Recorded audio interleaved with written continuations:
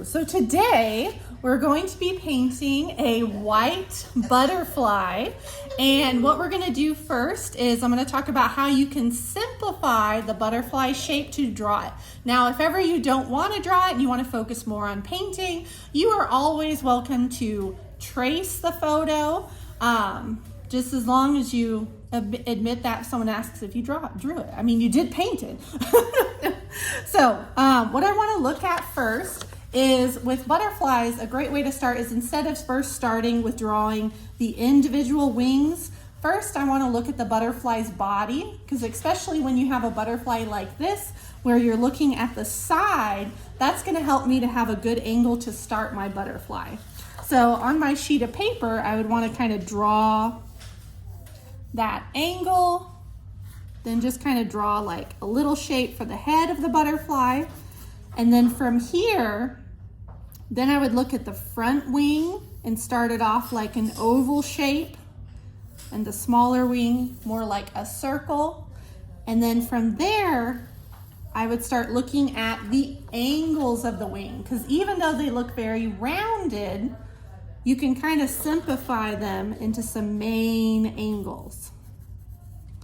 Like this. This one's a little bit rounder. And then our back wings kind of mirror the wings in front of them.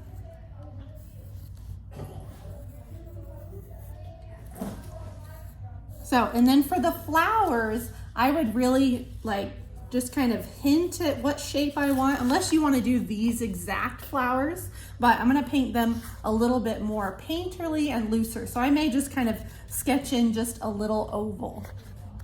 And then once you're done with your drawing, then what you can do is on the back of your drawing, take like a 6B pencil like this and use the side, and then you can put that on top of your watercolor paper and trace your drawing, and that'll put it onto the paper. So now mine's a little light because a lot of times after I transfer my drawing, I'll come back with a kneaded eraser and lighten it, but you can kind of see how I have the outline of the wings, the body, and just some hints of the first thing we're gonna start with is we're gonna go ahead and do a light wash of a grayish kind of green on this front wing, because as you can see, this wing compared to that one is slightly darker. So what I'm gonna do is I can just take my Payne's gray, and then I can make it a little more neutral by adding a tiny bit of burnt sienna and a tiny bit of yellow because it's kind of green. And then I want to get it really watery. And what I'm going to do is just go in and paint this entire front wing and a little bit of the body as well. Now, if when you block this in, it's not like sopping wet, then you could always go back with that same mix, but a little less water, and I can drop in a little bit of a shadow at the bottom. So just because it's like slightly darker at the bottom of the body, so I can just drop a little bit in while it's wet. All right, so now while this one's drying, I can start shading my back wing, or the inside wing. So for that, I'm gonna mix more of a neutral gray, where I'm gonna take my Payne's gray and a little bit of burnt sienna, or you can always do ultramarine and burnt sienna. So, and this is gonna make more of a neutral gray, like that, very light.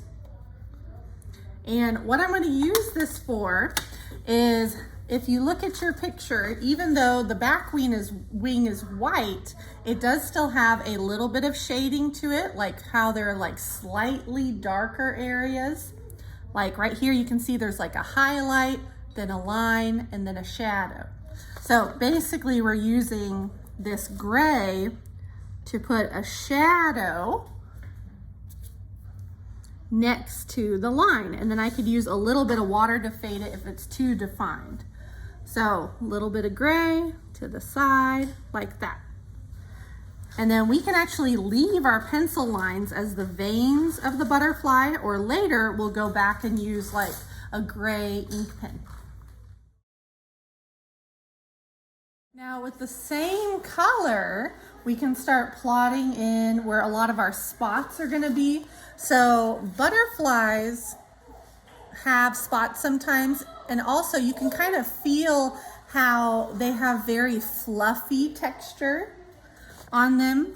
So I want to have that in my painting as well. So I'll take that gray, and you can use this brush, you know, a bigger brush gently, or go to even a tinier brush.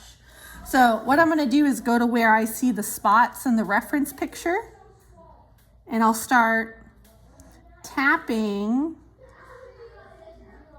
back and forth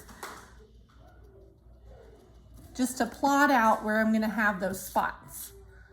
See? So, you know, you don't want them to be too individual where they look kind of like polka dots.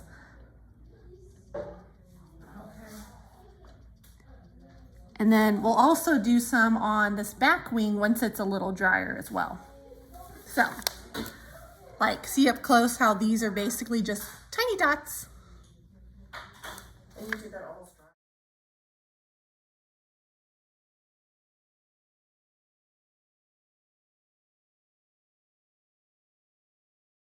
With my little antenna, now those are pretty light.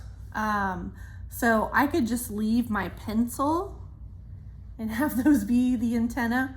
But I could also take some of my gray with a little less water, and I can come in and darken the tips of the antenna where it's a little darker.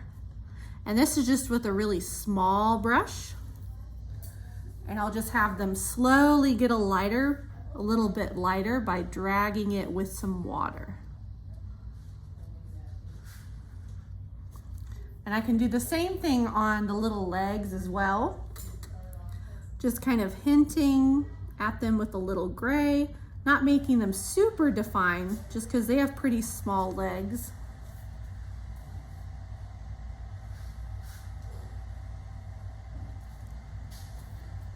And you can also use the same color. Now it just depends, like if your spots are dry enough, I can go back and do another layer on the spots in the front just to make them a little bit darker.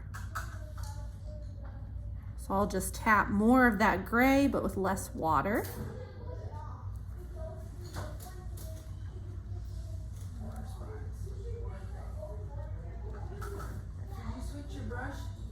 I did. I went ahead and switched to a slightly smaller brush.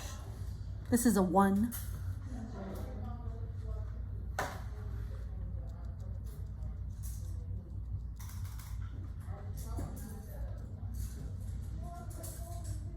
Ta-da!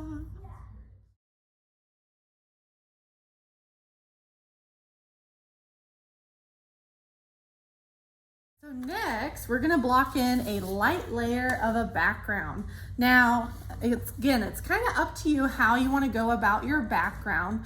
We do wanna make sure that our background is darker than our butterfly just to really help it to pop. But I don't necessarily have to do the greens in this picture. I could also do like blues or something reminiscent of the environment that's not green.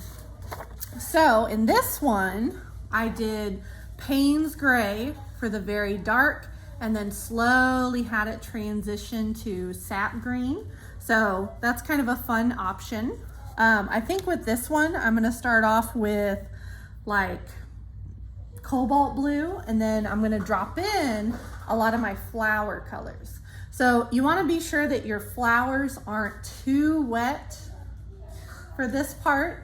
If they're pretty wet, then you could always go back and like add some more details on your butterfly while that's drying, and then come back to do your background. So, but for mine, I'm gonna take cobalt blue and make a nice puddle.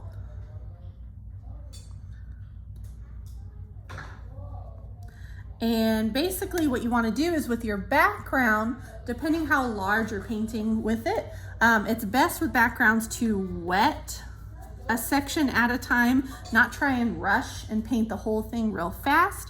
Or, you know, it also helps, like if I'm working over here, this edge will stay wet just because, you know, there's some water still over here and I don't have to worry too much about a hard line.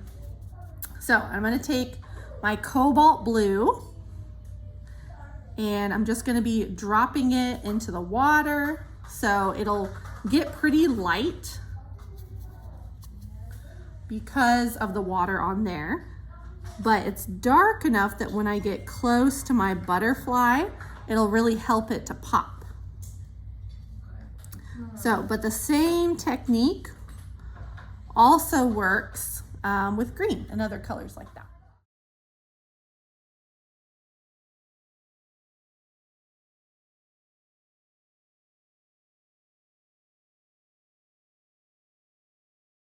And the last thing you could do is if you feel like you want more definition in your butterfly, you could come back with like a ink pen, or even I'm using like a gray ink pen, and I could use that to do some more detail lines on the butterfly wings and just outlining things.